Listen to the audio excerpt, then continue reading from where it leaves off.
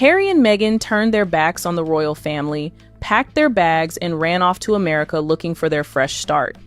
But now the very president of the country they ran to has publicly humiliated them on the world stage, asking if they can just go back. Humiliation for the spare and his wife Meghan Markle. Donald Trump has had enough of them. Trump remarked to a British visitor when the conversation turned to Harry, "Can you take him back?" Wow. Everyone is fed up with the grifters. And we all know that Donald Trump has no filters. He doesn't hold back at all. Trump flat out said it was Meghan who changed Harry. Not the royal family, not the media, and not even the pressure of public life. And the president was also blunt about Meghan Markle's influence on her husband, telling royal biographer Robert Hardman, that wife of his, boy, what's she done to that guy? He's not wrong. This is just a gist of what Trump has said.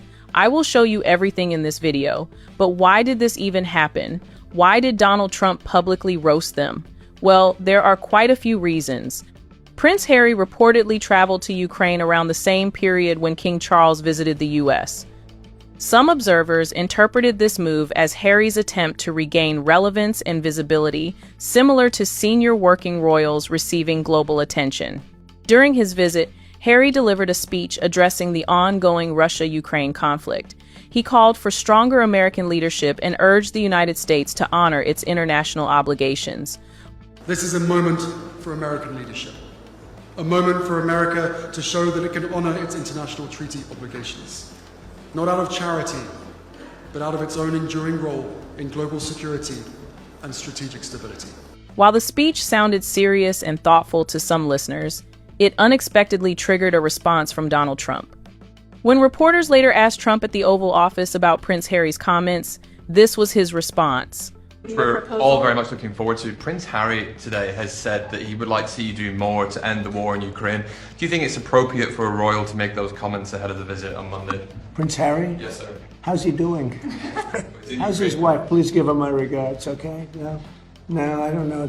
I know one thing. Prince Harry is not speaking for the UK, that's for sure. I think I'm speaking for the UK more than Prince Harry. But I appreciate his advice very much. Great advice.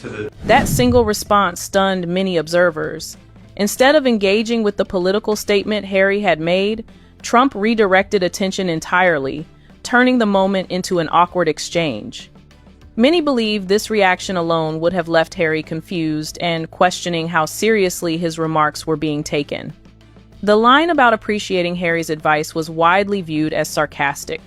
Observers interpreted it as a polite dismissal, suggesting that Harry's opinion carried no official authority.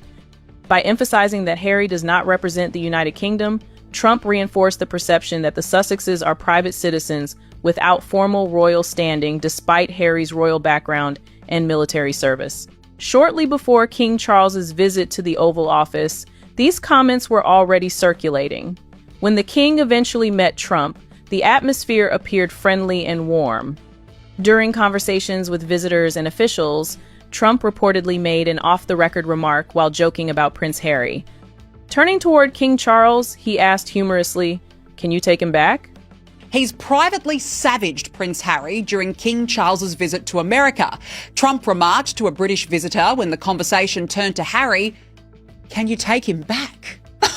The room reportedly erupted into laughter, turning the comment into a moment many saw as public teasing directed at Harry. At the same time, Trump appeared to praise Prince William and Princess Catherine for remaining committed to royal duties during challenging periods within the monarchy. Melania and I are delighted to visit again with Prince William and to see Her Royal Highness, Princess Catherine, so radiant and so healthy, so beautiful. It's really a great honor. Thank you.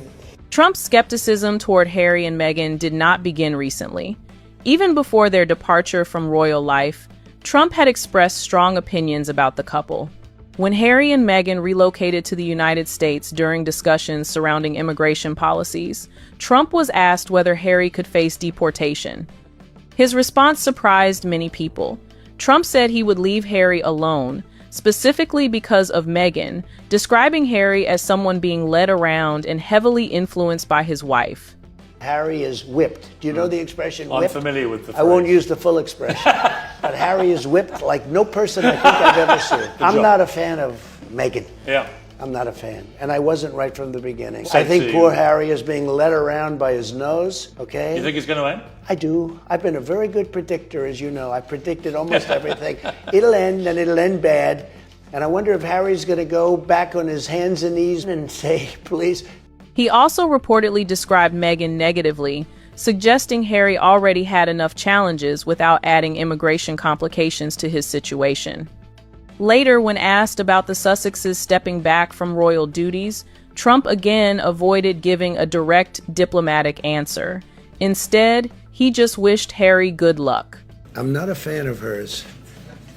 And I would say this, and she probably has heard that, but I wish a lot of luck to Harry, because he's going to need it.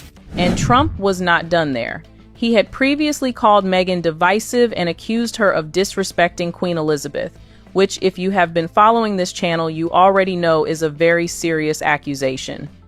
And then he twisted the knife even further by bringing up Catherine, Princess of Wales, basically holding her up as everything Meghan is not. That comparison alone must have stung. I think Harry has been led down a path. If you were the Queen, is it at the stage now, would you remove their royal title? I would. The only thing I disagree with the Queen on, probably one of the only things ever, is that I think she should have said, if that's your choice, fine. But you no longer have titles, you no longer... And frankly, don't come around. He has been so disrespectful to the country, and I think he's an embarrassment. Trump also talked about how his mother and everyone loved the Queen, and how Meghan disrespected her is unforgivable. But you love the Queen, and so does everybody. And for this person to come along and criticize the Queen is just, you just can't do that. So it'll be interesting to see how it all works out. Harry is whipped. Do you know the expression whipped? I'm familiar with the phrase. I won't use the full expression. But Harry is whipped like no person I think I've ever seen. The most whipped man in the world. I don't know, that's going to be a big one, but he is a whipped man, yeah. And of course, SNL was not going to let this opportunity pass them by. Harry and Meghan handed them the perfect material, and SNL did what SNL does best. They dragged them in front of millions of viewers and turned the whole situation into a punchline. At this point, Harry and Meghan are not just a royal story anymore, they are a comedy sketch.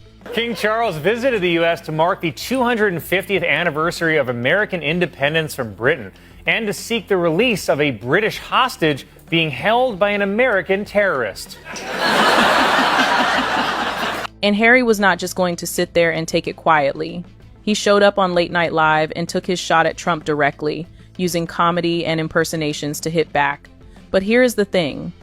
When a former royal is using a comedy show to clap back at the sitting president of the country he ran to, you have to wonder how far the mighty have really fallen. Well, you Americans are obsessed with Christmas movies, and you're clearly obsessed with royalty, so why not? I wouldn't say we're obsessed with royalty. Really?